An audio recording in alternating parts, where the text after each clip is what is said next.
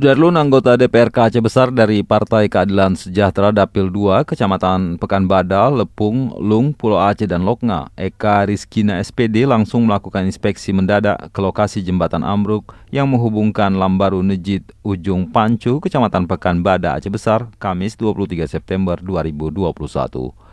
Menurut Eka Rizkina, jembatan ini merupakan harapan masyarakat di daerah itu karena di lokasi jembatan ambruk itu bukan saja dilintasi nelayan, tetapi warga lain yang memiliki lahan pertanian di daerah tersebut. Untuk melihat kondisi jembatan yang ambruk ini di Ujung Pancu. Ya, saya melihat di sini kondisinya memang jembatan ini ambruk ke dalam sehingga tidak bisa dilintasi oleh masyarakat yang biasa berlewat di sini.